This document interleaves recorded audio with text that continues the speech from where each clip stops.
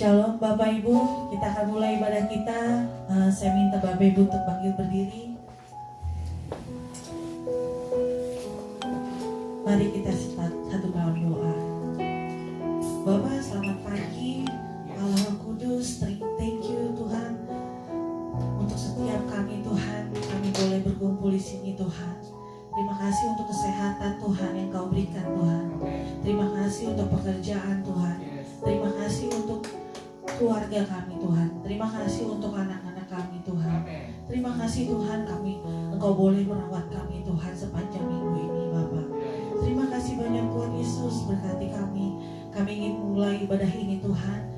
Kiranya Engkau urapi Tuhan dari awal pertengahan hingga akhirnya Tuhan. Dalam nama Tuhan Yesus kami sudah berdoa dan mengucap syukur. Yang percaya katakan amin. Let's praise Him.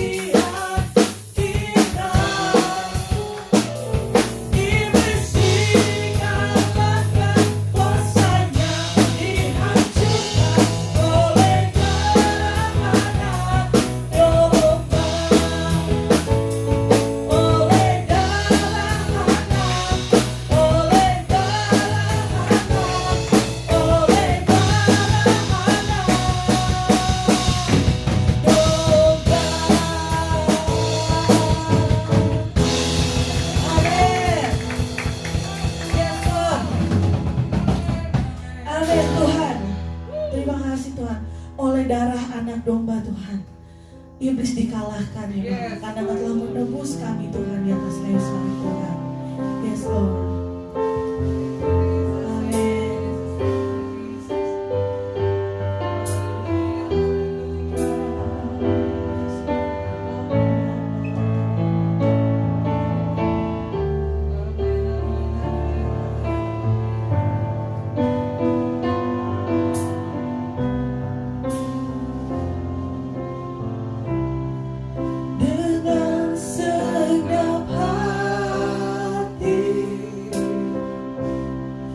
Dengan segenap jiwa,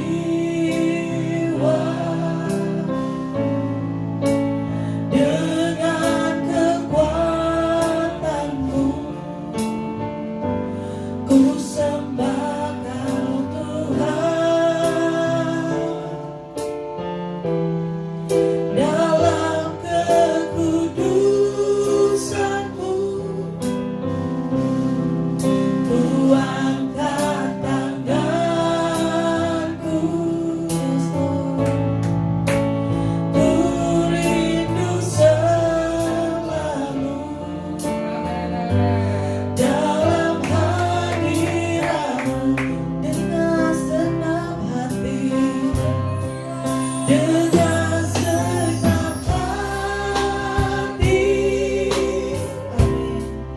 dengan segenap jiwa,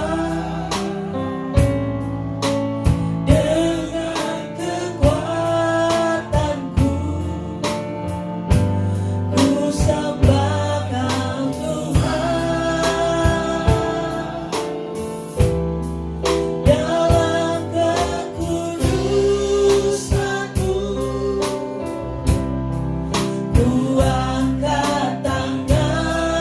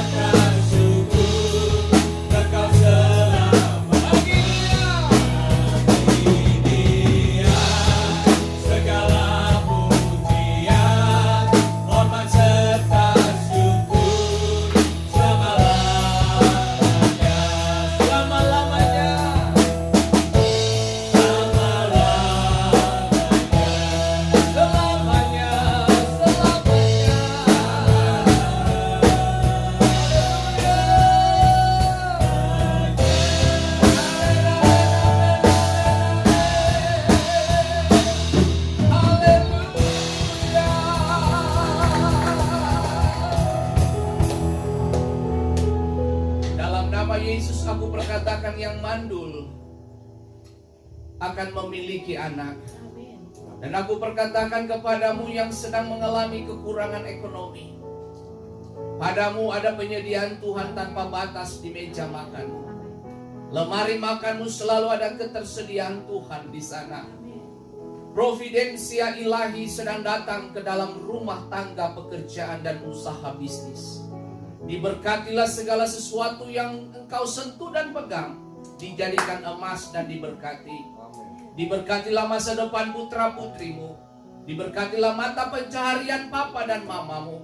Diberkatilah langit dan diberkatilah tanah di mana kau pijak.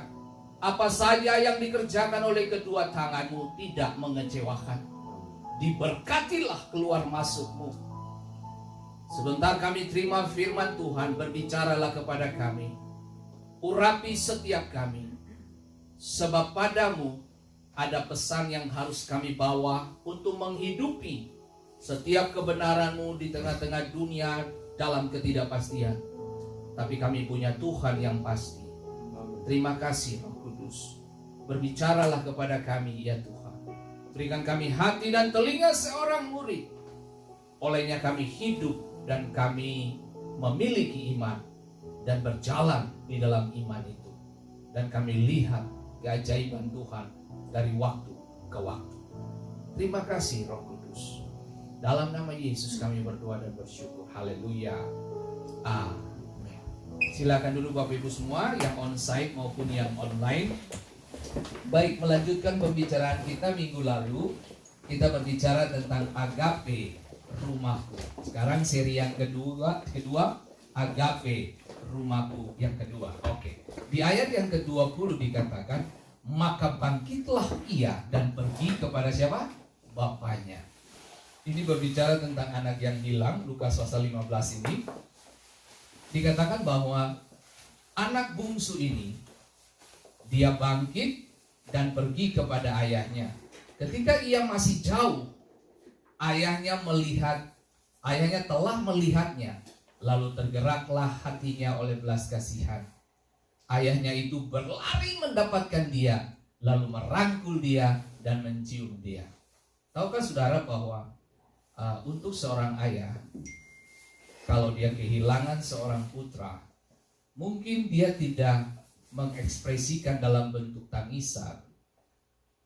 Ada beberapa ayah yang mengekspresikan dalam bentuk tangisan, menyendiri, ya tak? Tapi ada beberapa ayah yang mengekspresikannya itu dengan lebih banyak berdiam, tapi hatinya bergejolak. Dan hari ini, pagi ini kita akan berbicara tentang sosok pribadi di balik Lukas 15 ini. Itu kasih Allah. Makanya saya kasih judul agape rumah. Agape itu kasih Allah. Jadi kalau saya bilang rumahku, berarti kasih Allah itu adalah rumah kita. Rumah Anda disambut, rumah Anda dipeluk, Anda diterima, Anda dihormati di agape. Ya, dunia tolak kamu, tapi waktu kamu datang ke Tuhan, Tuhan tidak pernah tolak kamu. Tuhan selalu memiliki tangan yang terbuka. Mari kita pelan-pelan ya. Next. Agape itu cinta tanpa pamrih, pengorbanan tanpa syarat, sempurna. Itu agape. Kalau diterjemahkan lain lagi itu kasih walaupun disakiti tetap disayang, walaupun dihujat tetap disayang, walaupun dimaki-maki tapi tetap disayang. Itu nggak gampang. Itu agape. Agape itu lebih mengenyangkan roh. Dan kadang-kadang orang yang mengalami itu tersakiti dagingnya.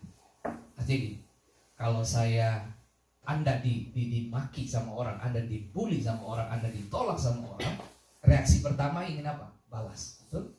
Manusia ingin balas.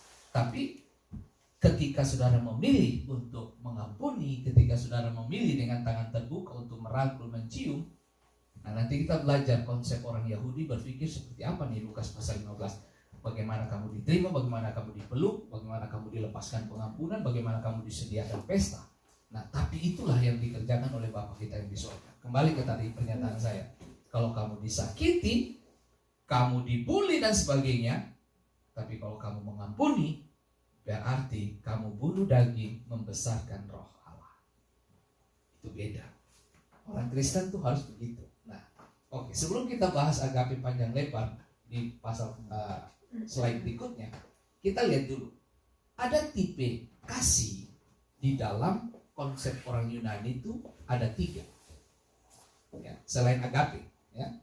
Agape itu kasih yang paling tertinggi, itu kasih Allah. Nah, ada yang dibilang eros. Eros ini adalah kata yang sensual atau romantic love. Artinya kasih antara laki-laki dan perempuan, suami istri, gitu ya. Nah, kemudian ada kasih yang namanya tuh filia. Makanya kita punya kota ada namanya Pennsylvania. Satu lagi apa? Philadelphia. Nah, filia itu artinya kasih persaudaraan atau persahabatan. Itu filia. Nah, ada satu kasih lagi yaitu storge, yang digambarkan antara kasih keluarga, anggota keluarga. Kasih di antara anggota keluarga. Nah, tapi sadarkah saudara bahwa sewaktu-waktu storge, kasih di antara keluarga ini bisa memanifestasikan yang namanya kasih Allah. Contoh, seorang ibu dia bisa bertahan lapar demi anak-anaknya nikmati. Dia berkorban biar dia lapar, yang penting anak-anaknya. Itu agape. Yesus bersedia untuk ada di kayu salib. Tujuannya supaya apa? Saudara dan saya diselamatkan. Itu agape. Nah, pelan-pelan Bapak. Agape adalah tindakan. Bapa adalah kasih. Next, lihat. Yang kalau saudara baca kisah Lukas pasal 15 secara keseluruhan, Anda akan ketemu begini. Di ayat yang ke-20 dari slide pertama tadi saya katakan bahwa Bapa melihat anak itu dan Bapa berlari. Bapa tidak menunggu pintu diketuk. Bapa tidak menunggu pintu diketuk. Bapa bangkit dan berlari. Itu yang dibilang apa? Agape. Berlari mendapatkan putra. Kasih berlari mendapatkan putra. Saya pengen tanya, waktu Adam dan Hawa jatuh di dalam dosa, inisiatif mencari Tuhan siapa? Alkitab berkata kepada kita dalam Kejadian pasal 3, mereka bersembunyi. Kejadian pasal 2 dan 3. Mereka bersembunyi dan mereka buat apa? Cawat, betul? Untuk tutup ketelanjangan mereka. Tuhan yang datang kunjungi. Waktu hari sejuk, Tuhan datang kunjungi Adam dan Hawa. Di mana kalian? Dosa membawa manusia untuk bersembunyi. Dosa melarikan kita untuk bersembunyi dari hadirat Allah. Tapi Tuhan tetap cari. Sudah jatuh ini, Tuhan tetap cari. Itu yang saya bilang. Agape berlari mendapatkan putranya. Sama ketika Adam dan Hawa jatuh di dalam dosa. Adam dan Hawa tidak memiliki inisiatif untuk berbaikan dengan Tuhan. Maka apa? Mereka bersembunyi dan menutup ketelanjangannya. Bahkan tidak dikatakan dalam Kejadian pasal 3 bahwa mereka mengatakan say sorry untuk Tuhan. No. Mereka tidak minta ampun, tidak minta maaf. Sorry Tuhan. Seandainya pada waktu itu kalau mereka berkata, Tuhan sorry Tuhan, saya minta ampun. Saya pikir ceritanya beda sekarang. Tapi mereka gak punya kata itu. Tapi itu yang saya mau bilang, kasih berlari. Kasih berlari. Berlari bukanlah hal biasa yang dilakukan oleh orang yang sudah tua. Itu tidak biasa. Nanti saya akan tunjukin kepada Bapak Ibu. Berlari bukan sesuatu yang biasa untuk orang tua. Apakah saudara lihat orang-orang tua 71 tahun itu lihat cucunya yang lari ke dia, bukan dia yang lari ke cucu. Mau lari di mana? Lutut sudah nggak bisa. Tapi di dalam konsep orang Ibrani beda lagi, bos. Orang muda itu yang harus berlari mengejar orang tuanya, bukan orang tua sebenarnya. Tapi kali ini yang saya bilang, Bapak seperti pergerakan Bapak, tindakan Bapak seperti sungsang, berlawanan dengan sosial pada umumnya, berlawanan dengan konsep pemikiran orang pada umumnya. Menunggu itu melelahkan, tapi tidak bagi Bapak yang mencintai. Menunggu itu melelahkan. Nah, Anda bayangin coba kalau Anda sakit gigi lalu Anda urutan 15 di dokter gigi, mau mati rasanya, betul? Kalau boleh saudara datang ketemu dokter langsung prak, selesai. Jangan tunggu 15 antrian lagi. Susah. Menderita. Gitu. Anda ingin masalah ini cepat pergi. Tapi berapa banyak dari kita, saudaraku, Tuhan masih tunggu kita semuanya. Makanya saya bilang, menunggu itu melelahkan. Menunggu itu capek. Menunggu itu butuh waktu. Dan tidak mudah. Dan tidak enak untuk dijalani. Menunggu untuk sebuah jawaban doa itu tidak gampang. Tidak gampang, Bapak Ibu. Kita berkata kepada kita berlari mendapatkannya. Apa maksudnya itu? Menunjuk bahwa Bapa menerima kejahatan putranya. Makna dari dia berlari untuk mendapatkan putranya itu punya pengertian, dia menerima seluruh kejahatan dan kebodohan putranya. Datang kemari. Di rumah kamu diterima, di rumah kamu dihormati. Di rumah ada pesta, di rumah ada penerimaan. Di rumah kamu disayang, di rumah kamu mendapat tempat di hati. Di luar kamu bakalan dibuang. Saya menemukan ada begitu banyak sekali cerita-cerita kesaksian. Bagaimana orang yang hidup di luar rumah, mereka gak punya kepastian. Mereka terbawa arus oleh pendapat banyak orang. Tapi kalau kamu hidup di rumah, kamu diajarkan oleh nilai-nilai yang benar, kamu tidak gampang terbawa arus.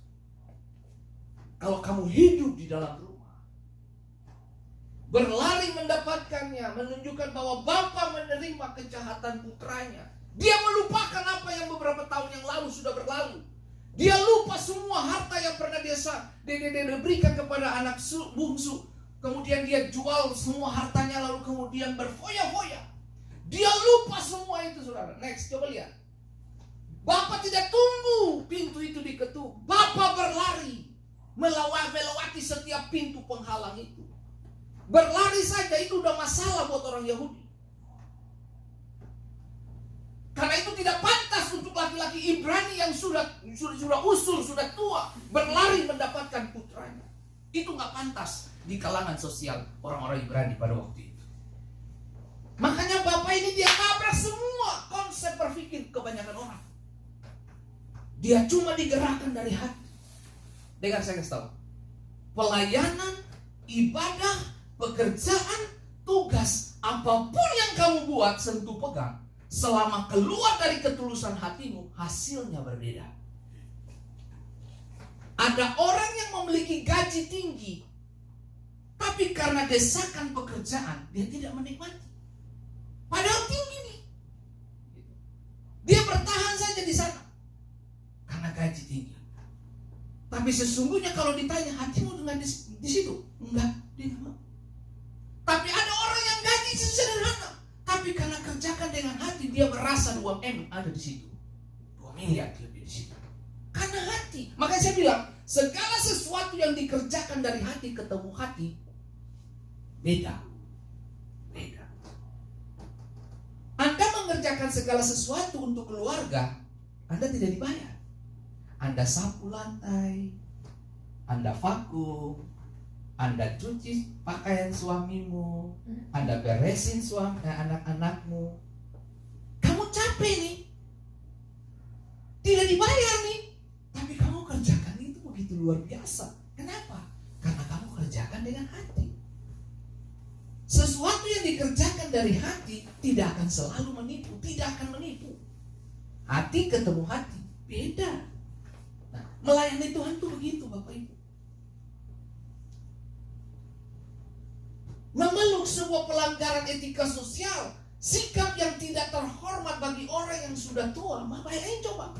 Ini dalam pemikiran orang Ibrani, untuk orang tua memeluk anak muda, itu tabrakan dengan etika sosial. Sudah berlari sampai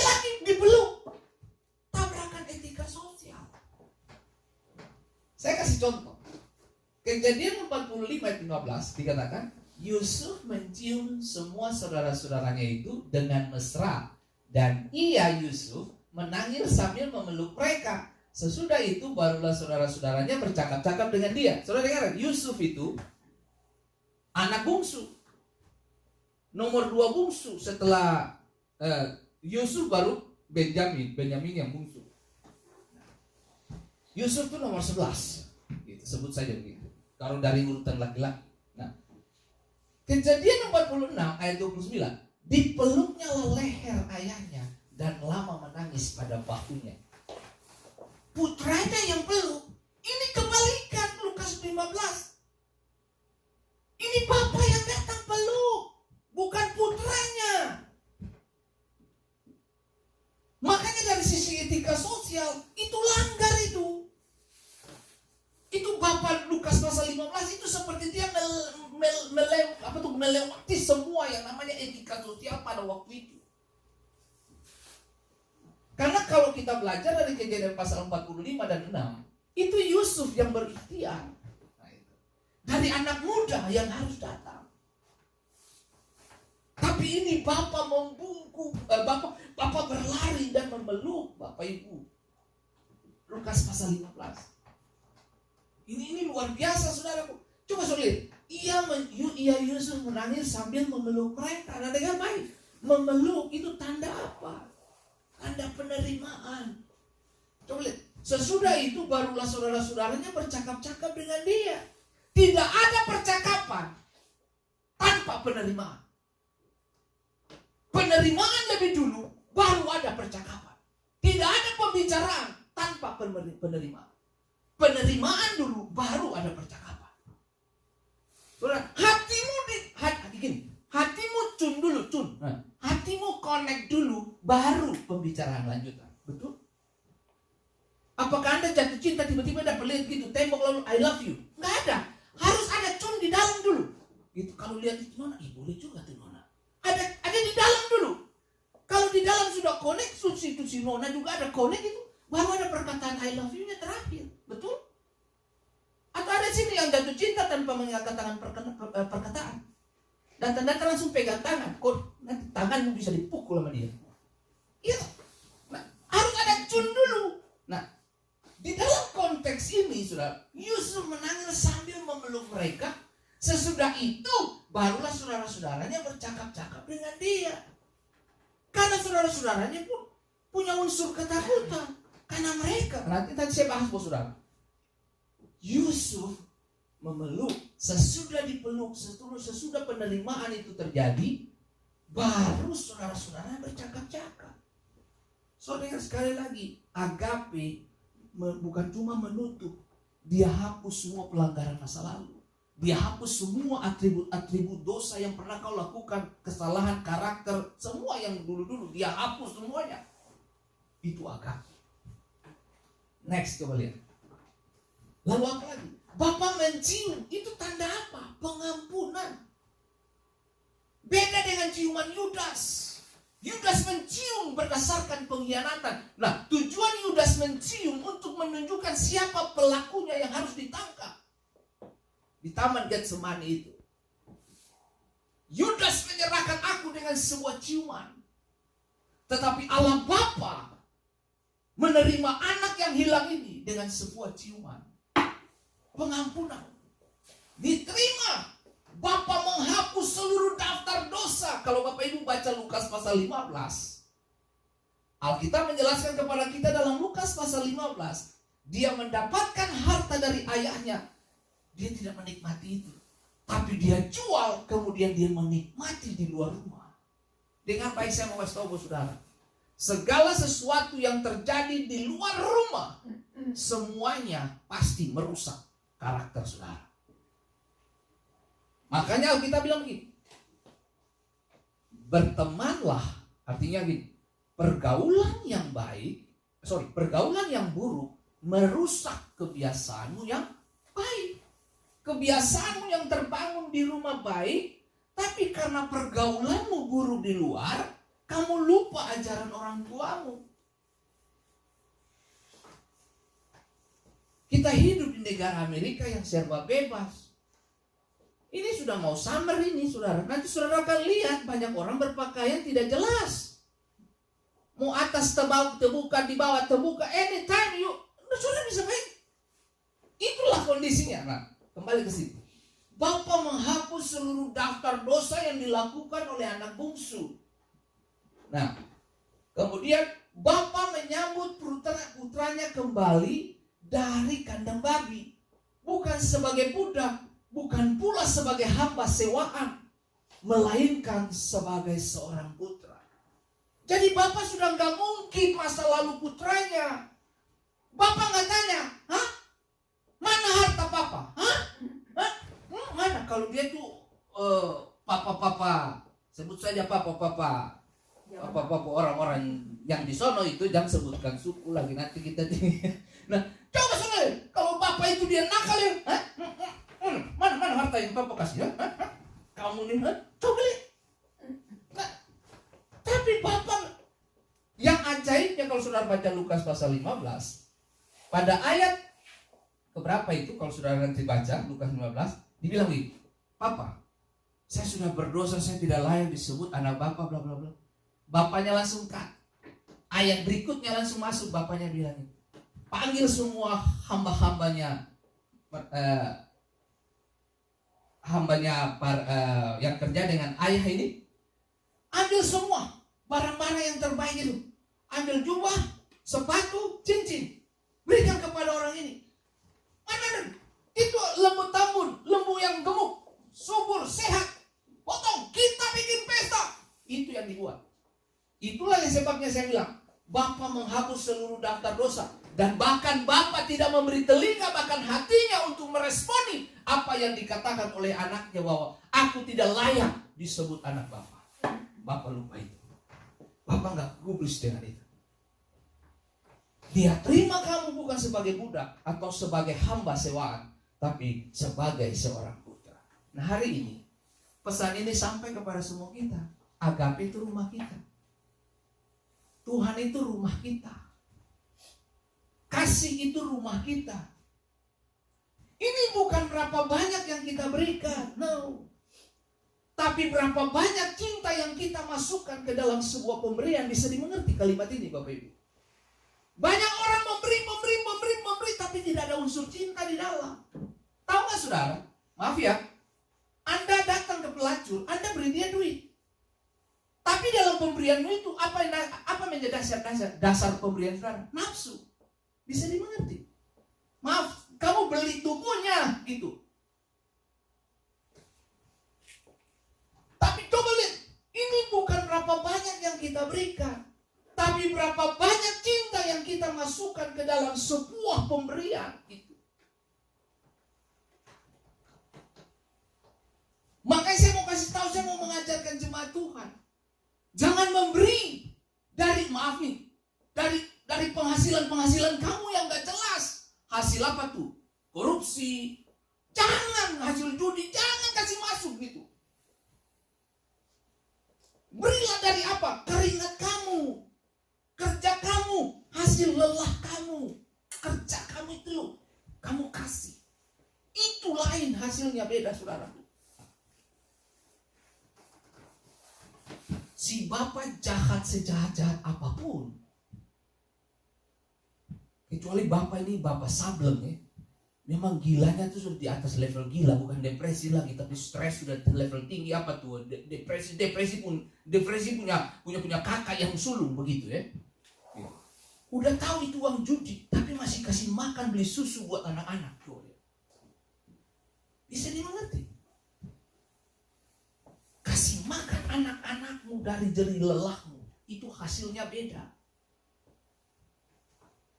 Itu bukan berapa banyak yang kita berikan, tapi berapa banyak cinta yang kita masukkan ke dalam sebuah pemberian. Itu saudara. Itu saudara. Saya berharap Bapak Ibu bisa nangkap ini. Dia cium sebagai bentuk pengampunan. Dia terima kamu bukan sebagai budak, tapi dia terima kamu sebagai putra. Artinya apa? Memiliki hak untuk rumah ini memiliki hak untuk semua harta benda yang Bapa punya. Itu. Saudara. Kalau saudara punya itu, saudara akan lihat hal-hal yang berbeda, saudara.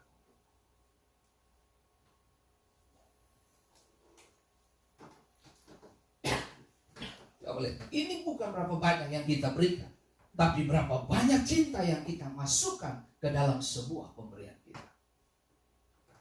Next, coba lihat. Oke, sebelum, pernah nggak saudara-saudara dapat memberi sesuatu kepada orang yang saudara cintai, tapi kali ini pemberian yang satu ini berbeda dari pemberian yang biasa-biasa. Tapi kamu sudah tunggu sekali itu lama. Ini sudah, ini sudah, ini saya sudah tunggu lama untuk memberikan kepada orang yang saya cintai, yang saya kasih. Coba saudara lihat itu. Kamu simpan itu. Ada banyak pemberian yang kamu kasih. Tapi pernah nggak kamu rasa ada satu kali pemberian kepada orang yang kamu cintai, dan waktu kamu kasih itu, kamu seperti kasih bersamaan dengan hati. Itu.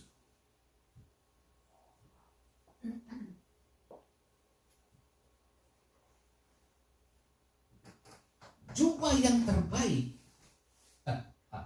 putranya tamu terhormat. Jadi Bapak itu terima dia bukan cuma dengan ciuman, tapi Bapak meletakkan putranya itu dalam tempat yang terhormat, sebagai tamu yang terhormat. Dari mana gitu. Nah, ayat 22. Tetapi ayah itu berkata kepada hamba-hambanya, lekaslah bawa kemari jubah yang apa? Yang biasa. Apa begitu? Bawalah kepada dia cepat. Bawa jubah yang biasa itu. Tuh. Kalau boleh itu jaket yang saya sudah pernah pakai 2 bulan lalu, tuh kasih dia pakai. Enggak.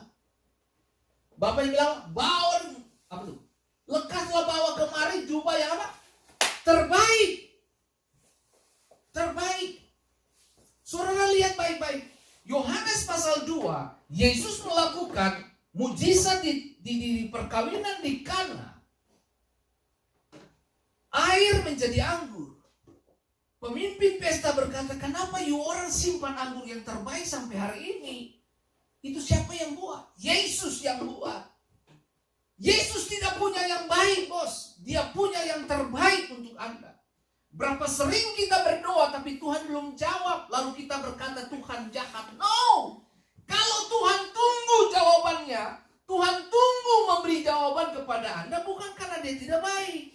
Karena dia tunggu, karena ada momen yang terbaik dia bakalan kasih. Cuma manusia kita tidak sabar. Kenapa? Karena manusia kita dikelilingi dengan semua produk-produk instan. Halo? Makan mie instan, daging instan, semua serba instan. Coba sudah lihat.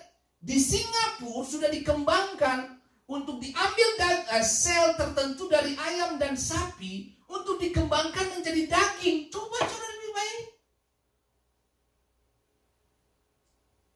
Coba saudara lihat itu. Pengetahuan mulai berkembang. Lama-lama orang mulai tinggalin Tuhan. Kenapa? Karena tunggu Tuhan terlalu lama. Tunggu Tuhan terlalu lama. Kita perlu instan. Kenapa? Karena kita hidup di dunia serba instan. Maaf ya, menikah saja instan.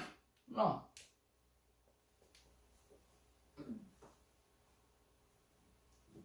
Anda nggak tahu di Amerika itu di daerah mana itu? Menikah pakai mesin. Datang, saya Fendi Simatau mau kawin sama Widiawati Simatau. Lepasan janji, oke mesin ngomong, tuh selesai. Suami istri. Nikah cepat, bisa juga cepat. Coba lihat. Ini dunia ini bakalan, wah ini makanya saya mau bilang ke saudara, oke. Tapi Pak Pendeta ini Amerika. Loh, ya. Gini.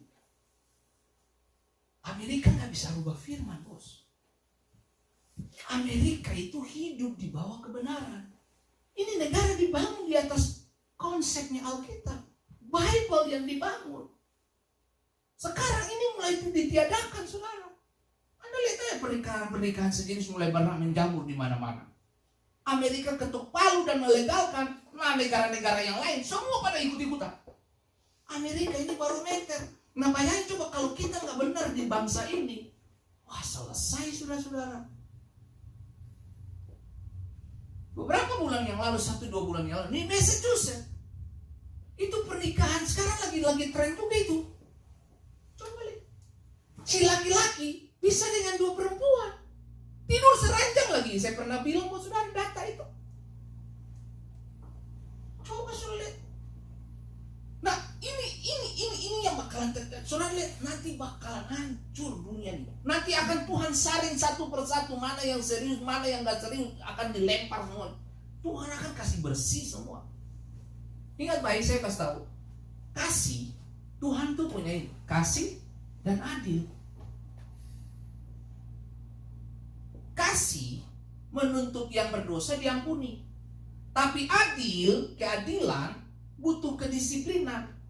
Makanya kitab Wahyu mengatakan, barang siapa yang kukasihi, kuhajar dan kutegur, relakan dirimu dan bertobatlah. Kalau kasih, di dalam kasih itu ada unsur disiplin ilahi. Unsur disiplin ilahi itu bukan untuk membunuh manusia, tapi untuk mengembalikan anak-anak manusia, mengembalikan hati anak-anak manusia kepada jalan-jalan Tuhan. Itu saudaraku, lihat, jubah yang terbaik dikenakan kepadanya. Iya. Pakaian yang indah ini menandakan kehormatan yang tinggi. Nah, pakaian ini disediakan bagi tamu yang agung, bukan untuk anak-anak yang murtad, tapi Tuhan kasih, bos. Tuhan kasih. Makanya saya bilang gini, kalau Tuhan sudah suka sayang kamu, manusia siapapun kasih informasi jelek tentang kamu, Tuhan sudah tutup kuping, nggak ada. Aku sudah menjatuhkan pilihan kepada. Contoh, Yunus disuruh, hey, you pergi ke Niniwe, oke? Dia lari kemana? Tarsis, men. Tuhan bilang, aduh ini anak nakal sekali, gue suruh ke Niniwe, lu balik ke Tarsis. Gue bilang, Tuhan tiup kan? Angin gelombang. Ending-endingnya apa? Dilempar ke laut. Hasil dari apa? Hasil undian. Nah, Anda bisa bayangin waktu mereka kocok itu undian, toh? Itu malaikat langsung pegang tuh namanya Yunus, masukin keluar kasih di lubang itu apa? Lubang apa itu? Yang undian punya itu. Tuh jatuh, bukan Yunus, dilempar lah.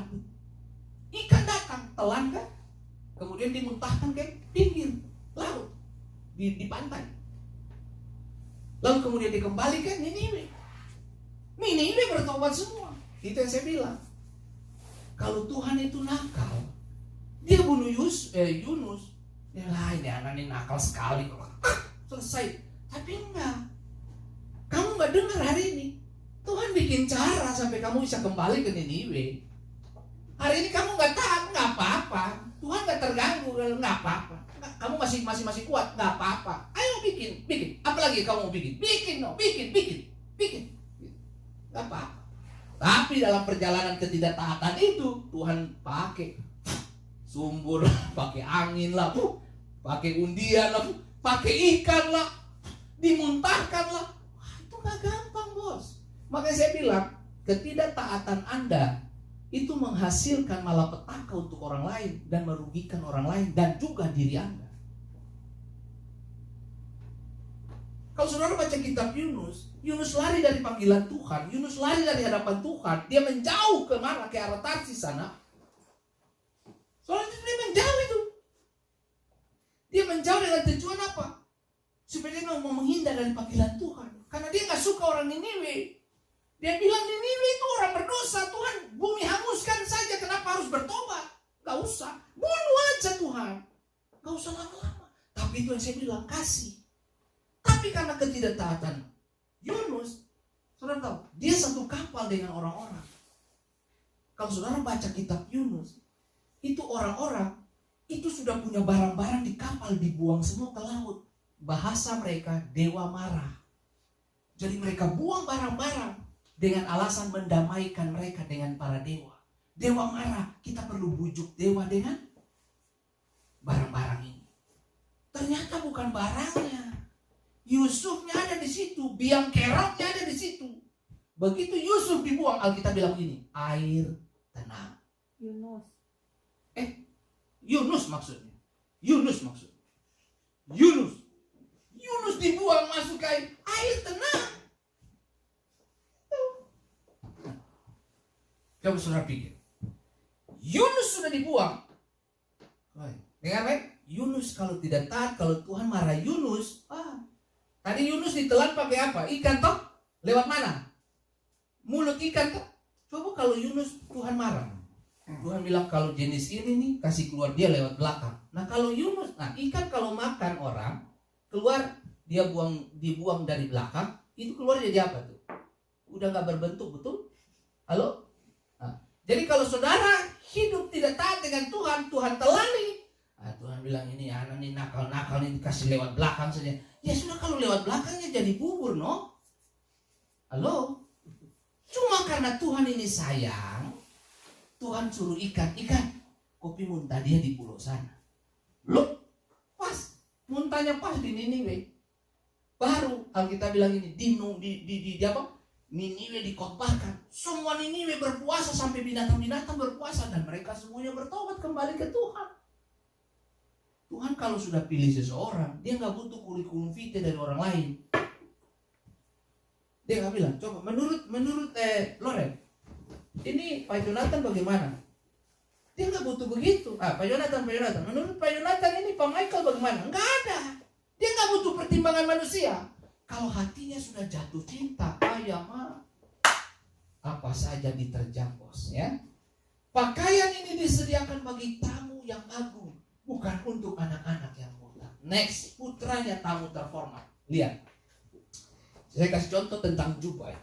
Yakub membuat jubah maha indah untuk Yusuf putranya. Ya. Nah, di dalam 2 Samuel 13, 18, 19 kata konet pasim artinya jubah indah ini itu merujuk pada jubah yang dipakai oleh seorang putri raja atau putra. Ya. Nah, di dalam Septuaginta atau Vulgata terjemahan bahasa Yunani dan Latin, jubah yang berwarna-warni. Lembaga Alkitab kita mengatakan jubah yang maha indah. Ya.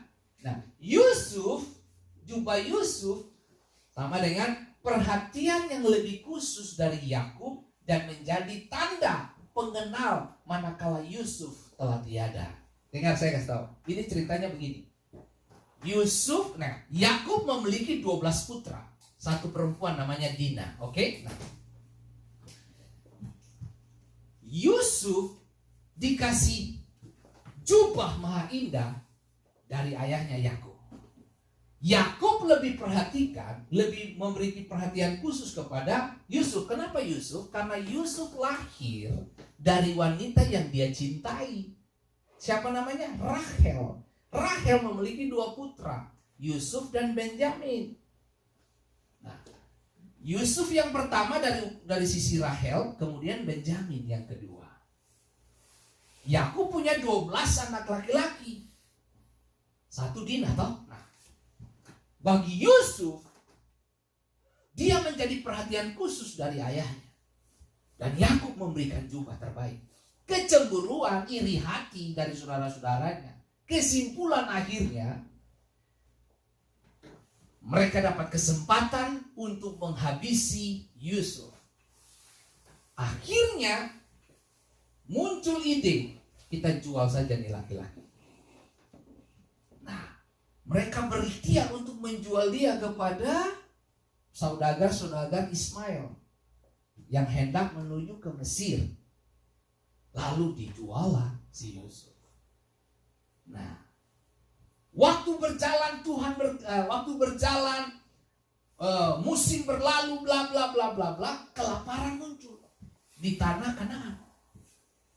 Yang ada gandum cuma Mesir. Itu pun karena Firaun bermimpi, orang-orang hebat Mesir tidak mampu menerjemahkan mimpi Firaun. Tuhan angkat Yusuf pada waktunya. Dan Yusuf memecahkan mimpi dari Firaun. Endingnya Yusuf, next coba lihat. Endingnya Yusuf diberikan apa? Cincin dan jubah maha indah dari siapa? Firaun. Nah, sebelum pada masa Firaun ini, Yusuf mendapatkan itu dari ayahnya dulu. Ini sebagai tindakan nubuatan, saudara. Coba soal ini. Ke-10 saudara Yusuf, 10 saudara Yusuf, bahkan termasuk Benjamin ini, mereka tidak pernah bermimpi seperti Yusuf. Yusuf ini makanya dibilang dia tukang mimpi. Nah, dunia mereka, dunia dagang hewan, artinya 10 saudaranya itu cuma berkecimpung dengan hewan, peternakan, karena mereka gembala. Nah, Yehuda mewakili sikap ini, segala sesuatu mesti diperhitungkan seturut harganya. Kalau saudara baca Kejadian pasal 37, Yusuf dijual oleh saudara-saudara ini, itu ide dari Yehuda. Kenapa ide itu muncul dari Yehuda? Karena mereka terbiasa dengan ternak, jual beli hewan. Jadi buat mereka, kita rugi dong kalau kasih bunuh Yusuf nggak dapat duit. Bisa dimengerti? Orang kalau otak dagang, segala sesuatu bisa dihalalkan demi dan untuk mendapatkan keuntungan.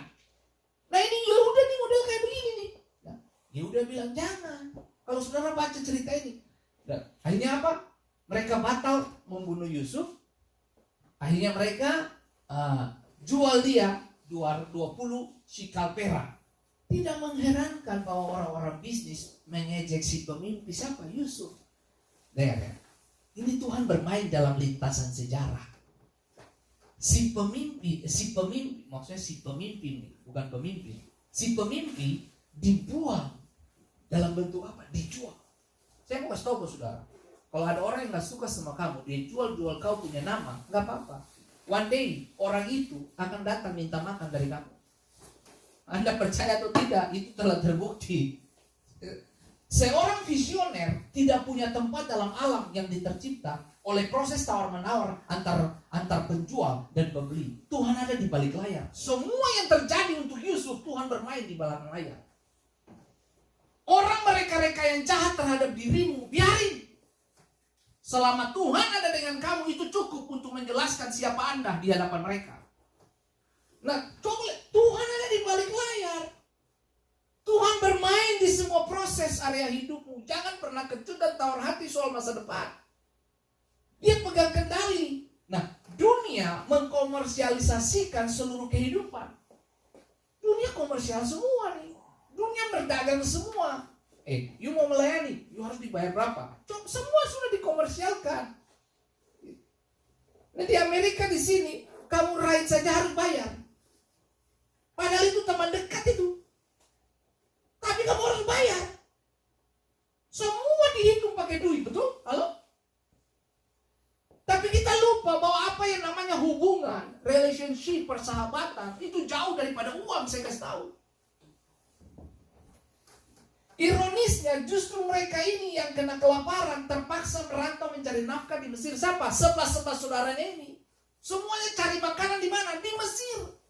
Di Mesir siapa yang jual gandum? Yusuf yang pegang ekonomi dunia pada waktu itu. Mereka jual pemimpin.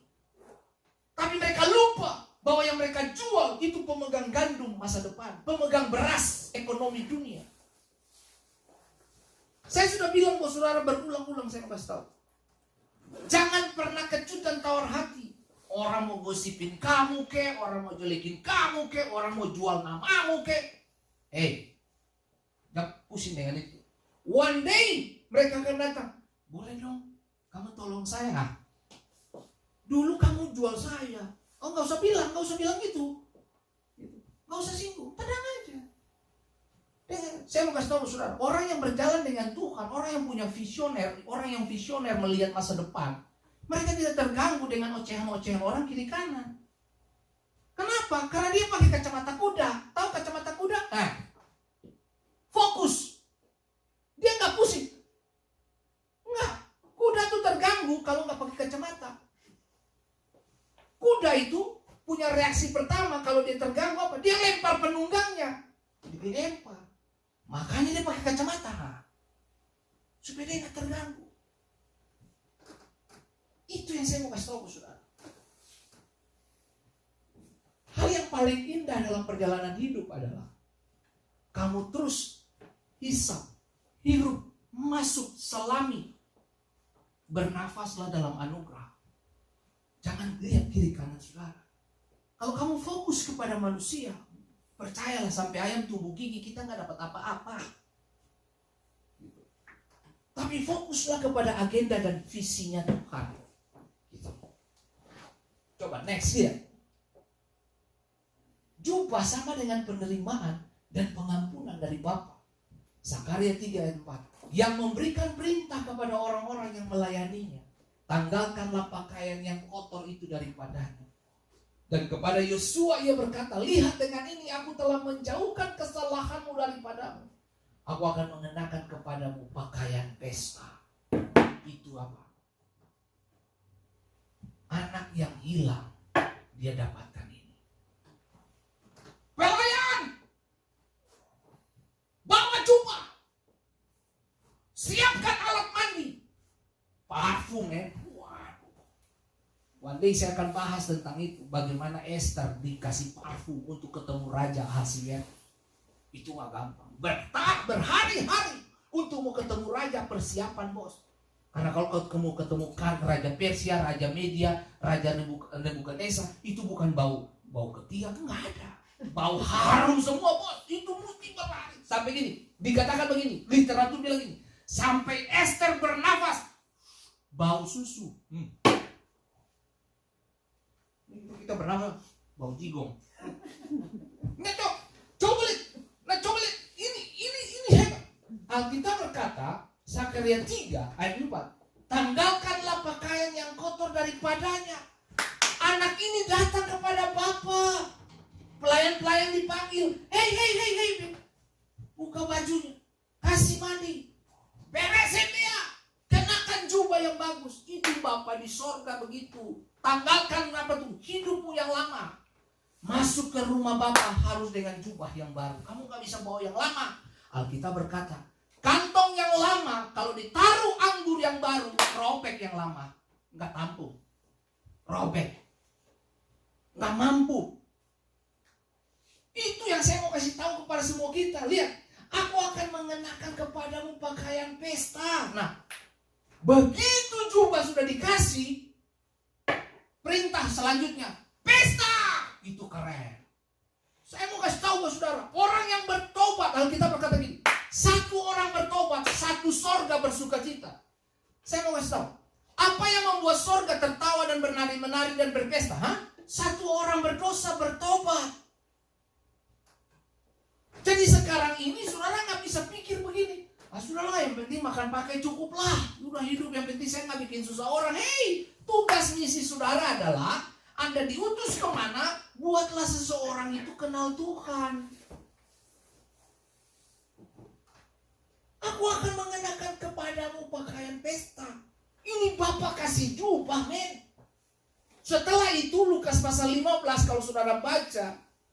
Setelah dapat jubah. Waduh, Bapak bilang, kita potong itu lembu tambun, lembu segar, yang gemuk, potong, kita pesta. Coba sulit itu. Next kali. Bapak kasih apa lagi? Kasut. Ayat 22. Tetapi ayah itu berkata kepada hamba-hambanya, lekaslah bawa kemari. Pakaikanlah sepatu pada kakinya. Aduh. Kasut yang dikenakan oleh para pelayan pada kakinya juga menandakan statusnya yang tinggi. Hanya orang merdeka yang memakai kasut. Budak bertelanjang kaki. Budak dulu bertelanjang kaki, lari di samping Tuhan. Tuhan naik kereta, budak lari dengan telanjang kaki. Kita ini pakai sepatu. Siapa yang bisa bikin kita pakai sepatu? Yesus. Kita orang-orang merdeka. Merdeka karena Tuhan.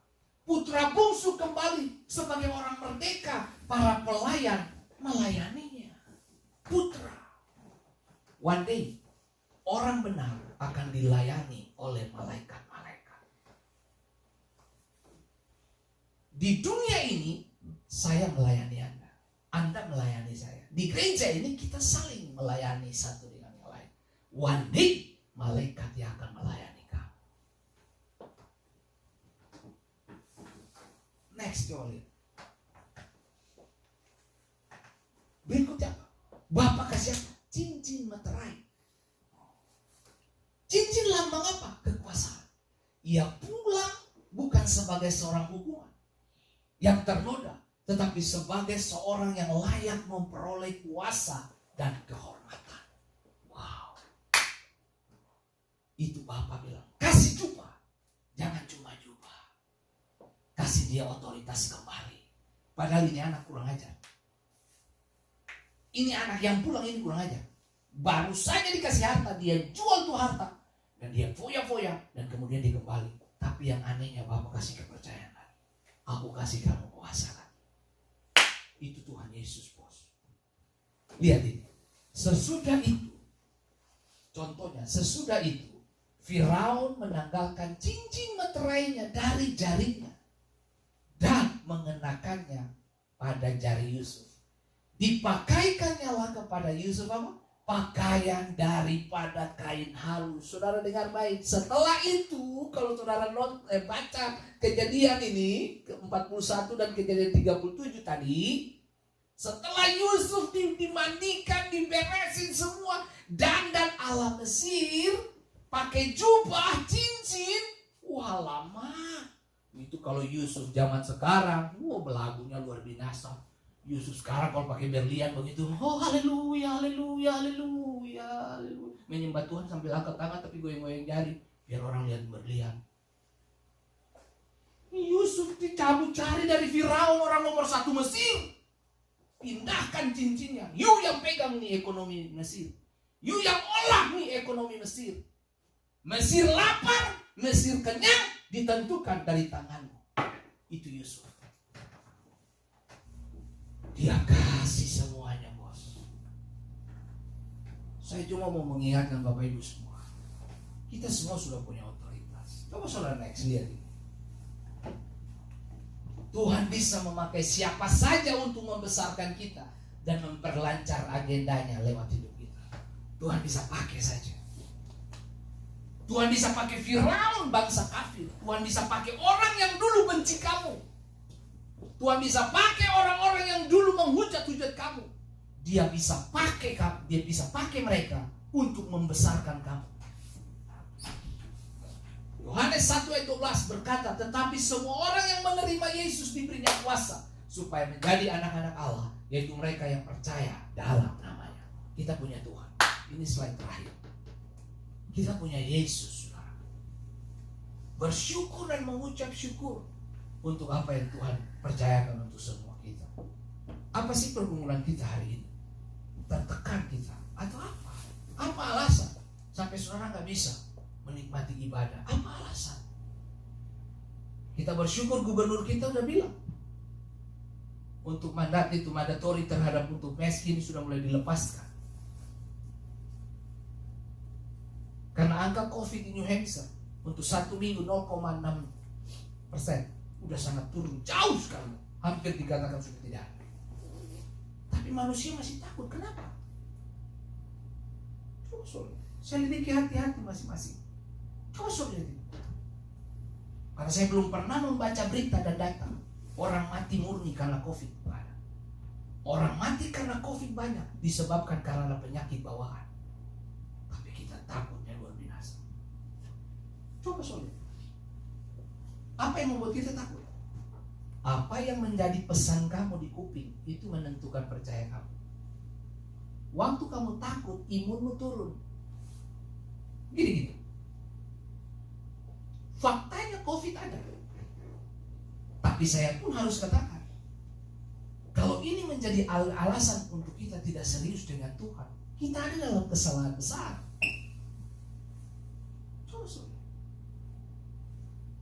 Saya melakukan riset dan saya baca beberapa riset telah membuktikan waktu ibadah online pertama kali dipublikasi, orang semua pengen antusias nonton. 6 bulan kemudian tidak ada lagi yang nonton. Ini bukti apa? Bahwa manusia itu suka bersosial, betul? Ini tapi karena ketakutan membuat manusia kehilangan akal sehat. Sama saudara, ini virus seperti Goliat, tahu nggak? Saudara tahu waktu 1 Samuel itu dibilang ini, Goliat mengancam barisan tentara Israel. Dia tebarkan ketakutan di atas perkemahan Israel. Orang Israel, militer-militer hebat, jenderal-jenderal Israel, semuanya bersembunyi termasuk Saul. Saul sembunyi di mana? Di tenda. Nggak ada yang berani nongol hadapi Goliat.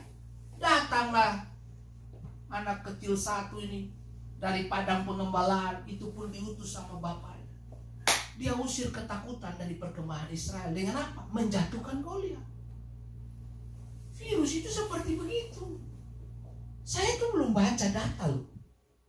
Saya ikuti berita, saya belum baca loh orang mati karena COVID, mati murni karena COVID ya. Saya belum pernah baca. Kalau saudara pernah baca, kasih tahu informasi ke saya akan ralat perkataan saya ini.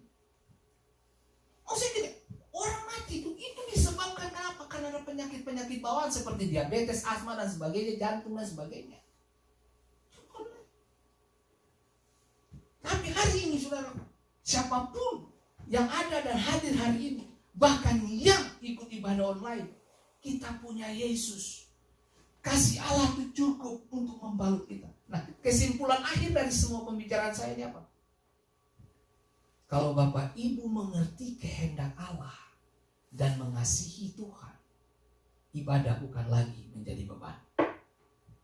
Kalau Anda mengasihi Tuhan, ibadah bukan jadi beban. Kalau Anda mengasihi Tuhan, pelayanan bukan jadi beban. Kalau Anda cinta Tuhan, kalau Anda mengerti Yesus sudah memberi semua yang terbaik bagi saudara, ibadah, pelayanan, apa saja, hatimu, waktu yang kamu datang ke sini, itu sudah bukan jadi beban. Kenapa? Karena ada unsur kasih di dalamnya. Saya jamin dari Bapak Ibu semua, Anda mengerjakan pekerjaan di rumah, bahkan urus istri dan anak-anakmu, tidak ada beban di situ, tidak ada persemutan. Kenapa? Karena kasih. Jadi semua inti dari pemberitaan saya hari ini, kalau kamu punya kasih, kalau kamu punya hati, melayani dengan kasih, datang ke ibadah dengan kasih, bekerja dengan kasih, melayani keluarga dengan kasih, hubungan suami istri atas dasar kasih, tidak ada konflik saudara. Kenapa? Karena Alkitab berkata, kasih menutupi banyak pelanggaran. Tuhan memberkati setiap kita. Jadilah berkat dimanapun Bapak Ibu berada. Mari kita satu di dalam doa. Sebelum saya berdoa, saya minta untuk Pak Yonatan untuk membagi perjamuan kudus untuk buat Bapak Ibu semua yang ada di onsite.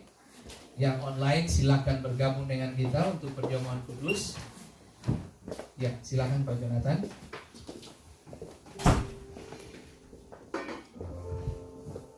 Mari Ibu Dela.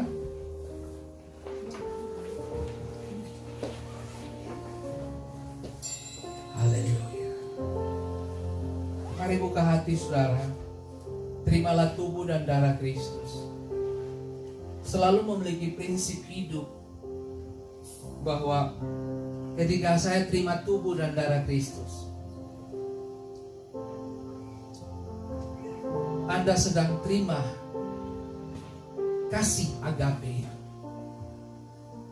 Kasih di mana walaupun saya ditolak oleh dunia, agape ada untuk saya. Agape lah tempat, agape lah rumah aku bisa berdialog dengan Bapa di surga. Agape lah yang membuat aku bisa diterima. Aku dicium, aku dipeluk. Bahkan aku belum lihat Bapa. Tapi Bapa buru-buru dari jauh sudah melihat dan dia berlari mendapatkan aku. Tuhan Yesus, terima kasih untuk korban 2000 tahun yang lalu yang membuat segala sesuatu menjadi jelas sampai hari ini. Kami berterima kasih untuk suami, istri, anak-anak. Kami berterima kasih untuk semua orang yang kami cintai. Bahkan kami berterima kasih untuk orang yang membenci kami. Kami bersyukur untuk orang-orang yang pernah melukai kami. Bahkan bersyukur untuk orang-orang yang pernah mengasihi kami. Tuhan, Roh Kudus, tolong kami. Biarlah korban tubuh dan darah Kristus yang kami nikmati di pagi ini menyembuhkan setiap kami dan mengerjakan kehidupan di setiap kami. Terima kasih banyak Bapak di surga. Terima kasih Roh Kudus.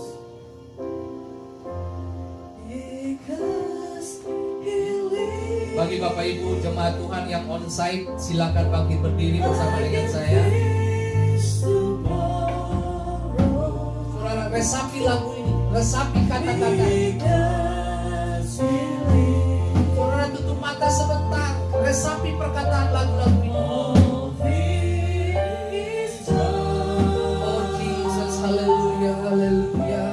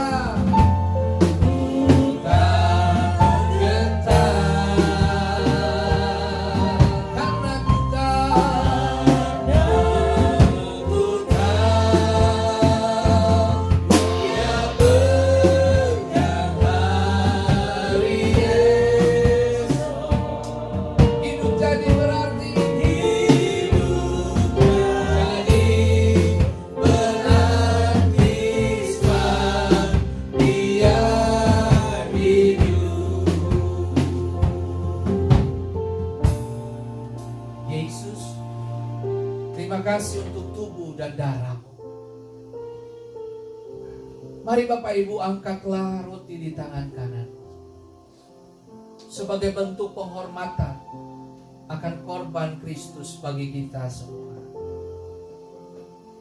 Percayakah saudara yang ada di tangan kananmu adalah tubuh Kristus?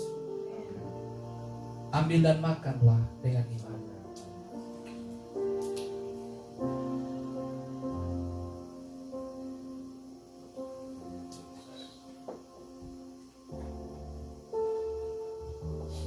Pada malam waktu dia diserahkan, diambilnya roti sambil berkata, dan diambilnya anggur sambil berkata, inilah tubuh dan darahku. Setiap kali engkau menikmatinya, ingatlah akan aku. Setiap kali engkau merayakannya. Dan kami berterima kasih untuk korban sempurna, darahmu telah tercurah. Berawal dari Getsemani, pergumulan yang berat, menggiring engkau sampai kepada penyaliban. Darahmu menetes sepanjang perjalanan itu Tuhan. Terima kasih banyak Bapak untuk 39 kali pemukulan untuk penyaliban itu. Dan terima kasih Tuhan Yesus untuk korban sempurna. Oleh luka bilurmu kami telah sembuh. Dan oleh darahmu, waktu masuk ke dalam darah kami, segala bentuk alergi dalam darah, penyakit di dalam darah, aku perkatakan pulih sembuh dalam nama Yesus. Aku perkatakan Tuhan, segala bentuk darah tinggi, darah yang terlalu kental, tidak normal dan sebagainya, kami katakan pulih dalam nama Yesus. Segala bentuk bakteri, virus di dalam darahmu, kami katakan bersih dalam nama Yesus. Waktu kami terima darahmu Yesus Kristus, kami terima pengampunan, kami terima kesembuhan, kami terima penerimaan, kami terima berkat, kami terima yang terbaik dari Tuhan. Dan darah yang sama melindungi anak istri kami, suami kami, orang-orang yang terdekat dengan kami. Darah-Mu atas perlindungan ini kami terima. Dan darah-Mu menjauhkan kami dari roh maut sampai kepada virus bakteri yang mendatangi kami. Pergi dalam nama Yesus. Dan oleh darah-Mu kami dilindungi dan dipagari oleh kekuatan kuasa-Mu. Percayakah saudara bahwa yang ada di tangan kanan adalah darah Kristus? Minumlah dengan iman.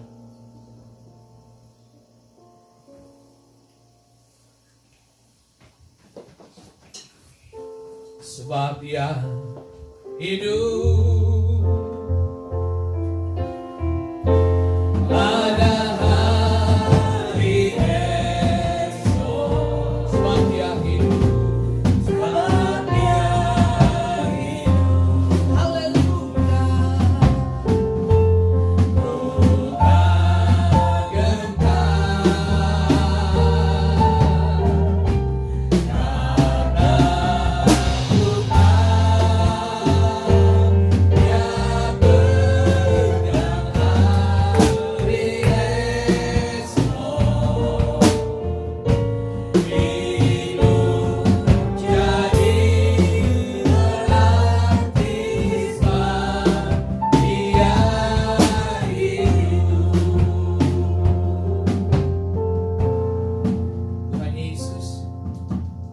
kepada beberapa dari saudara-saudara kami yang ingin punya baby, Tuhan taruhlah benih di sana.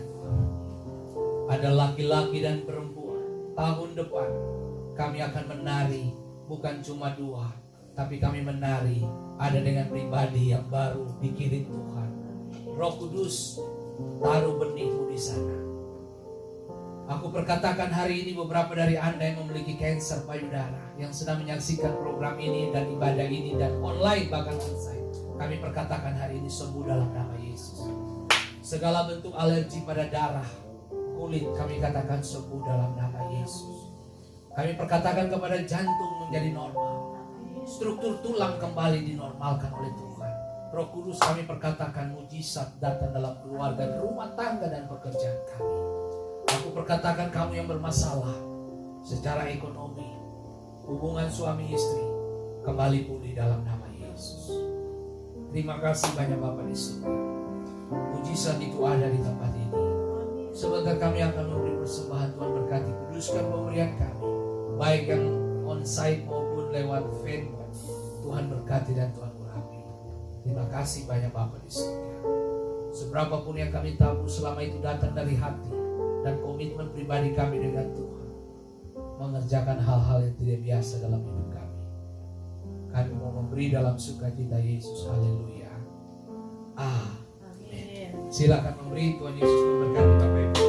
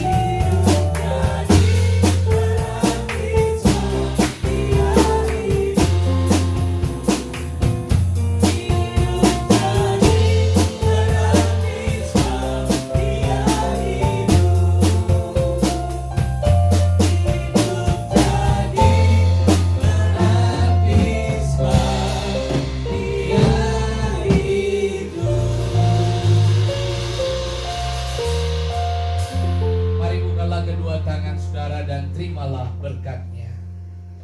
Tuhan memberkati engkau dan melindungi engkau. Tuhan menyinari engkau dengan wajah-Nya dan memberi engkau damai sejahtera. Sukacita kemenangan menjadi bagian hidupmu. Diberkatilah engkau di dalam keluar masukmu. Apa saja yang dikerjakan oleh kedua tanganmu dijadikan layak dan diberkati. Langit terbuka, tanah mengeluarkan hal yang terbaik. Diberkatilah meja-meja makan. Diberkatilah dapur-dapur. Semuanya ada penyediaan Tuhan. Tuhan menyinari engkau dengan wajah-Nya dan memberi engkau damai sejahtera. Tuhan menghadapkan wajah-Nya kepadamu dan memberi engkau sukacita abadi. Mulai hari ini, kekal sampai selama-lamanya.